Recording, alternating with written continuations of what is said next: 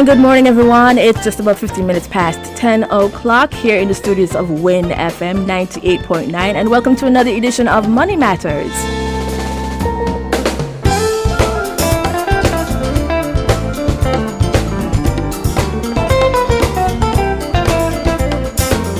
In studio with me, I have Mr. Tali Francis. He is a financial coach and consultant.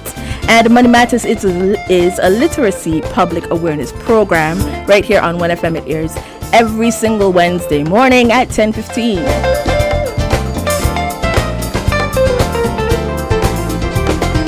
And let's jump right into it, shall we? Good morning, Mr. Francis. Morning, Sharon. Morning. Nice to have you back as well. So glad to be here. Could you adjust your mic a little bit? You're a little bit low, and I'm sure after our listeners hear today's topic, they're going to be like, oh, I need to hear every single thing.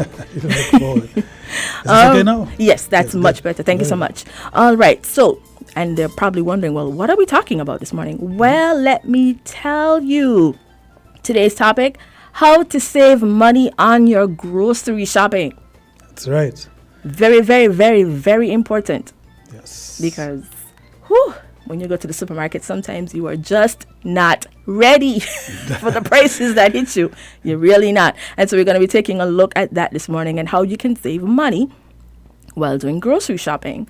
Now, let's delve into a little bit of last week. Last week, we listed food and groceries as a need because obviously you need food to survive, right? Yes. So you warned us, though, that grocery shopping is one area where we tend to overspend. Mm-hmm. No, that's true. Mm-hmm. We did say that. The grocery we include in the necessities.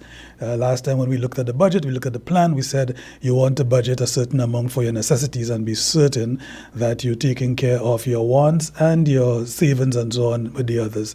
Well, food is part of the necessities, that's true.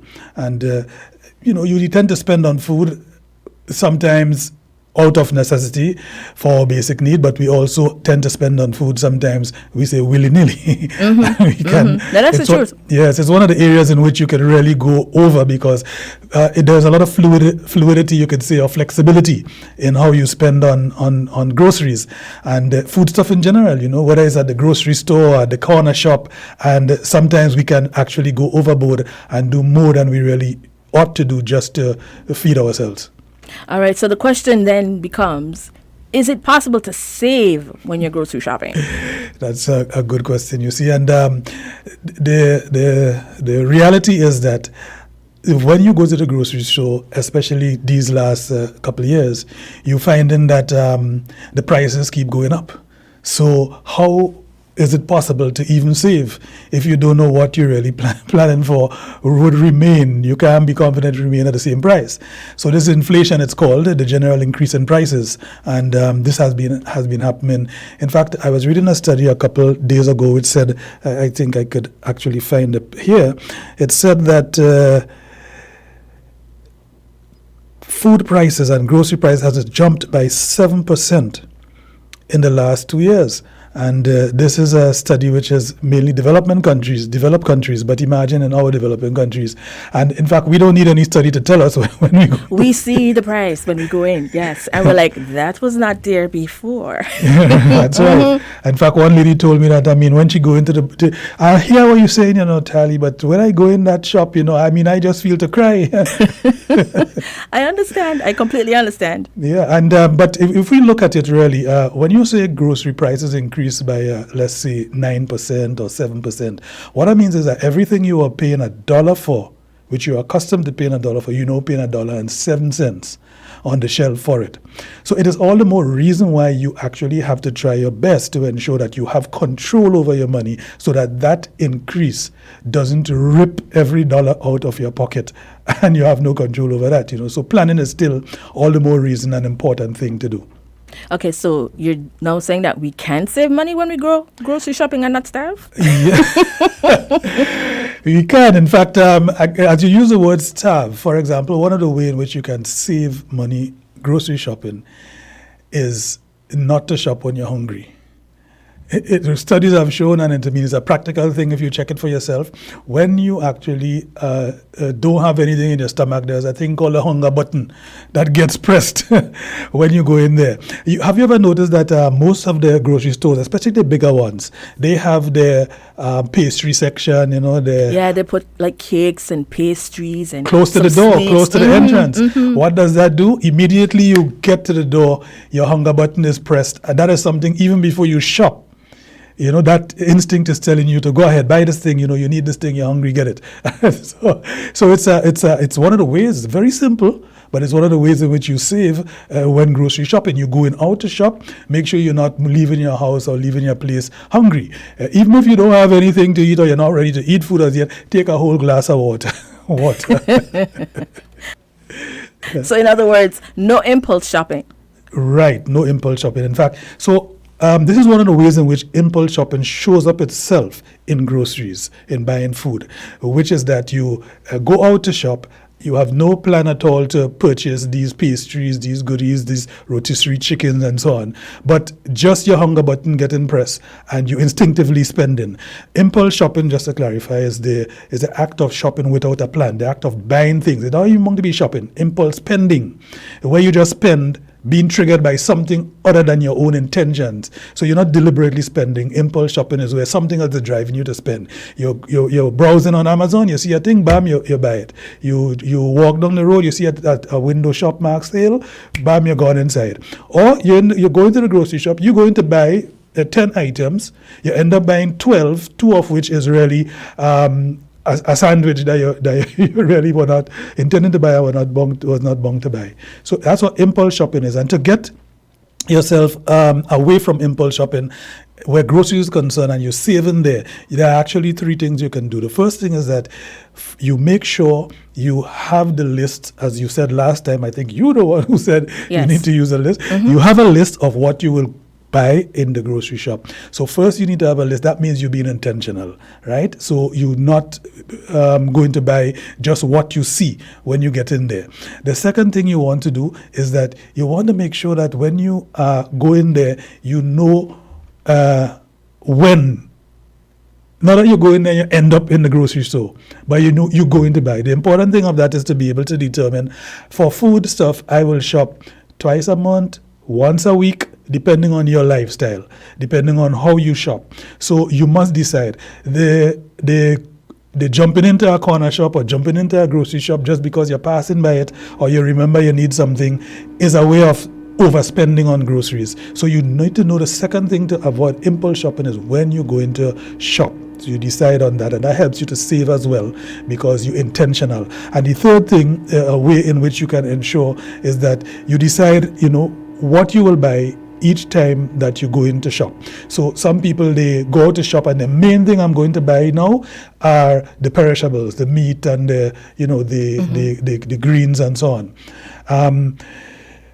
And the other time you're going to shop, you're going to concentrate on toiletries and household items and so on, cleaning supplies and so. So you decide what you're going to buy in each shopping trips. You can decide to combine them because you have a list. So these are the ways in which grocery shopping you will avoid overspending. And impulse shopping helps to overspend. So you curb it by having your list, by deciding when you're going to shop and purposefully, intentionally going to shop at that time, and also determining what you will buy on each trip, each part of the month that you're going to shop. So making a list is important. Like rule number 1, before you even decide, I need to go to the supermarket. Making a list is important. The thing is, if you don't have a list, then you will buy anything that you remember. And you will also buy things that you don't remember. No, it's true. It happens. It happens for real. Because you'd go in thinking, I'm going to get this, this, and this. Yes. Right? And then you have maybe like one need. And then you buy all these other things. Some of them you didn't actually need. And then the one thing, like, so for example, you forgot you needed salt. Yeah. And that was like the most important thing. Yes. And then you go back home, you're like, I don't have salt. So now you have to make another trip back. And you might not buy the salt when you go back, and you'll end up buying other things other than the salt. Yes, and even if you buy the salt, yes, you buy other things in addition to the salt. Yes, and so that is why the list is important, because it keeps you. It keeps you. I have a boss who always used to tell me the shortest piece of pencil is even more certain than the longest memory that you would have. So your mind, your memory, in fact, let's think about it. Why really tax yourself so much? Why give yourself all that work to have to remember? Just write it down. You did it at home, you did it once, write it down. But the plan is important. And the other important thing about a list, Sharon, especially in these times you're speaking about prices increasing, is that you can actually put down your list and measure it against the money you have. Because you can now budget your list, so you know how much money you intend to spend, which is another way that we save on grocery shopping. On grocery shopping, it's important to know how much money you are going to spend. So the grocery list is like a plan inside your spending plan. So inside your whole spending plan, remember we said essentials, you try to put 50% or whatever percent is realistic for you and your family. Well, inside that, there is a question of planning your food, planning your eating, planning your nutrition. And when you do that, you come to a position where you can determine how much money more or less you will be spending per month on groceries. And if you have that, you make it manageable. So you break it down every 2 weeks or every week as you shop. And then you know that if you are going to spend about $700 per month on groceries, then you divide it by whatever you're going to be spending on. And okay, this time I will be spending $125. And that's my cap. And you go in for that. So it helps to save in that way as well when shopping for groceries. A point you just brought up. What if you have, say, the $125 and you figure that's all I'm going to spend, but then you go into the supermarket and you realize the stuff that you need, I'm not even talking about what you want, right? Because at this point, when you're spending $700, it's what you need and not necessarily what you want. Suppose you go into the supermarket and you realize that the item that was one price before is now a little higher. How then do you deal with that? Right. Again, that's why being intentional is so important. So if you are buying a brand that you love, the price is higher, this is the time to go down to the generic. Forget the brand name. That's one example. Another way in which you can handle that is just switch brand.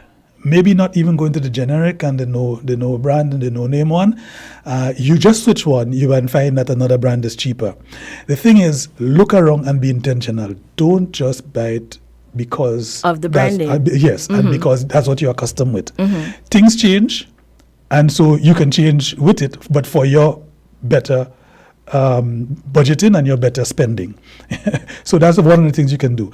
Another important thing you can do is if you really like a certain brand, you like a certain product, and you use it all the time, and you find that the price has gone up, what one reality of grocery shopping, especially for items that are sold in bulk or sold retail, is that you can go to the type of cash and carry type stores, the bulk purchase stores, and you can buy bulk there. Now, some people will say, I can't afford to buy in bulk. And so another way of saving when you're shopping is to save with someone who buys the same thing that you buy. Someone in your village, your neighbor, a relative. And you put your money together and you buy in bulk. Usually, buying in bulk is a nice percentage, I would use the word nice percentage, lower or cheaper than when you buy retail. So something you would buy for $8 when you buy singles, you would find that you can get that for $7.10 per item if you bought the whole bulk of item. And what you do, you bought the whole bulk has 20 in it, and you normally use 5 per month. You buy so that you can have 2 months supply, and the person who you're buying with will also have 2 months supply. But you've put your money together and you're paying the same price as it used to be, because although the retail price has increased, the bulk price has increased, but for you the effect is that you are still paying the same price. So that's another example of the way in which you can shop. It's something like a lot of work to do, but imagine doing it, and you will see that it's quite simple. It's a matter of just knowing that I want to spend and not to overspend. Point. All right. So we're at the supermarket. We already have our groceries in the cart. We're going up to the cashier now to pay. Is it better to use cash or a card? whether it be debit or credit. Right. So in these times, a lot of the financial advisors and experts will be listening attentively to hear what I have to say. In fact, the bankers and the central bankers, some of them are my friends, they'll be listening to hear, but what do you tell them to use cash or card, especially in this modern days when, we mostly we go in paperless, So even the central bank now has digital currencies there that we can use wallets and so on. Look, when we say card, let me clarify, first of all, that you can be using either a debit card or a credit card. When you use a debit card, it means you are using your money. Debit card is like a bank card or an ATM card. Your money must be in there in order for you to spend it. Credit card is a credit line given to you. When you use that credit card, you are borrowing money to buy whatever you're paying for. You would want to use a credit card if you know how to use it, if you're familiar with using it, and if you are you are very disciplined with your spending, yes? So I would say if you are using card and you are using a debit card, you are in a similar position as when you are using cash. Because you are using your own money, you will be paying no interest on the use of that money. I'll come back to that. In terms of the credit card, if you are using credit card, remember, if you do not pay or repay to the credit card company, to the bank, the money that you just spent in this credit card cycle, this billing cycle, before it ends, then you will pay interest on it when your statement comes. So if you are using credit card and you are able to pay for the grocery that you spent by putting that money into your credit card before the billing cycle ends, then it's just as if you had used a debit card, or as if you had used cash. So that needs a lot of discipline, and it needs your own control. Those who have it, credit card is fine, because as we will do later on, how to save on credit cards, you'll see that some credit cards, when you spend on it, the more transaction you have is the more points you get, or the more travel points, or the more cashback points, depending on the type of credit card. So you are getting an advantage there. Not only a saving, you are able to generate even more money to yourself. So that takes care of the card. So I now have to come back to your question, whether to use cash or to use card. Mm-hmm. Sharon, if you have control of your finances, you have control of your budgeting, and you have discipline, then card is very good, because you don't have to have cash in your hand, and you can use the convenience of card. If you, however, really are at your starting point, you don't have a high level of spending discipline, you want to use cash. And you can use a combination of cash and card, because on your way to the supermarket, assuming that you've already planned your list and you already planned the amount you want to spend on groceries in that visit to the grocery shop, you go to the teller machine and you take out that amount. That is the amount you will go with. So you use cash, and you don't use your card because you don't have control and you don't use card. So that is the way you really decide whether you use cash or you use card. If you just starting to build your habits, try to avoid using card, because it is easier to take control when the dollar bills walking out of your hand. When you're actually moving those dollar bills, it's easier for you to be conscious and be more aware of what you're doing. And you have that feeling of that money is moving out of my hand. When you're using card, it's just a swipe. And one of the things that we're very embarrassed about, a lot of times we're embarrassed to say, okay, let me put back something. Yeah. You try not to have that happen at all. You try not to have that happen, but it is better to be, well, in fact, I don't know why we embarrass really. Neither me, but it just happens. It just happens. That's just how you feel, yeah. And so habits and also self-control is the start, but beyond that, it is about being conscious and aware of what you have. Sharon, in fact, if you didn't have any card in your hand, and if you didn't have any money in the bank, and you had $100, you would have had to put it back anyway, because they wouldn't give it to you. So all you're doing is that you're telling yourself that I miscalculated in what I was picking up, and let me just sort out what my priorities are here. All right, that pack of chiclets or chewing gum, let me put that back. Yeah, put that back, please. That chocolate, put that off to the side. Yes, that chocolate, let me put that back, And in fact, listen, this is for rich, this is for poor. Because those who have pets, every time you go into the pet store, you want to buy a doggy toy. So just put back the doggy toy on this rug. When you go and get a stick and give puppy. And he will run after it. He will the run very after same it way, anyway. the very same way. It don't even matter to him, honestly speaking. But okay, so see, honestly, I had an example. I'm gonna skip it because I'm like, we're on a time crunch, so we have to get everything in. So I'm gonna leave that little part out. But so you're saying now that we can save money when we use our cards. Yes, we can save money when you use it. Remember the card. When we're thinking about card, a lot of advisors tell people stay away from cards because credit cards put you in trouble and so on.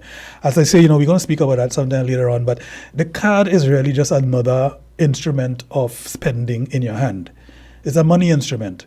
You can use it wisely or you cannot use it wisely. One of the things that help you to use it wisely is good habits, spending habits. If you don't have it yet and you don't have the discipline yet, don't use it. But if you have it, then you can use it. The convenience of a card, imagine I said a moment ago, you can stop by the teller machine and take out the money. Look, if you have card discipline, that's about 10, 15 minutes that you save of your time. Time is money. You don't have to stop by and do that, right? If you have card discipline as well, the spending on the card tracks itself automatically in your statements. That means you save in time, you don't have to write that down again afterwards. So that's a way of saving time. So if you have the discipline, card helps you save time, helps you save money as well. And if you're using the type of credit cards that have benefits on them when you spend for each transaction, and you have the discipline to pay in each cycle because you are not borrowing. Some credit cards you use because you actually want to borrow the money, but using the credit card. But other times you're using the credit card for the convenience of it and you can pay it back. In that way you can save as well, not only from the intentional grocery shopping, but also from the benefits you get, the travel benefits, the cashback benefits, even the store credit card benefits that you get using the card. All right, so that's one thing to look out for. But you said we're going to discuss credit cards a little later. But that's one tip so far. So make sure you get a credit card where you could get some sort of something back. Yes. In terms of getting points. Yes. That, you could put to somewhere else. And if you need to get that, then you could, take those points off and pay less for it. Right. All right, that's one tip. All right, good. Because I don't know how far into the future that one is, but we have one tip so far. So for those of you listening and you're thinking about getting one, that's one tip to look out for. All right, so let's continue. Let's see. Are any tips on saving money during the actual grocery shopping list itself? I know you said that you can, if you look for a particular brand and you realize it's a little bit more expensive, you can go to another brand that's not as expensive and use that in the meantime until you get your list together to maybe either add a little bit more to the shopping cart because you really want to use that particular brand. Yes. Or just stick with the older one, the newer one, I should say, the generic version. Right, or find some ways of buying in bulk and so on. Now, I mentioned a while ago about shopping with someone with whom you can, buy bulk and then you spread out, you split it up afterwards based on their respective needs. But also shopping with persons. That means to do the bulk buying, but not necessarily that you should go shop with people. Now, the thing about shopping with people is that sometimes you go shopping accompanied and you end up spending more than you intended to spend because of the company. Yeah? It could be children, and children makes you sometimes... Oh my gosh, children. Children. You want to leave them at home if you really can't say no to them, because there are things in the shop, pretty packages and so on that they need as far as they're concerned, and you have to provide. So, but you also have friends that you shop with that can actually lead you astray as well. True. People make you buy this, buy that. Buy this, try this. No, I try this. You didn't plan to try that, but just to satisfy and to be there, as well as the comparisons and so on. While you're shopping, was your question? Some tips. While you're shopping, one way in which you can save on what you spend is how you scan the shelves. Generally speaking, the grocery stores will stack the goods in such a manner that the cheaper ones of the same types of goods, the cheaper ones would be way down below or high up on top, and the more expensive one would be right in your face at eye level.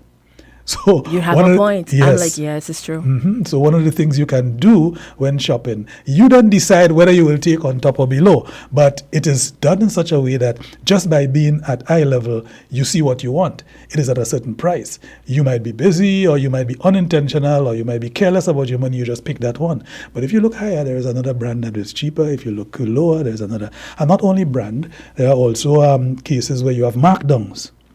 The markdown is very rarely at your eye level, except if it is at the back or at the markdown stand.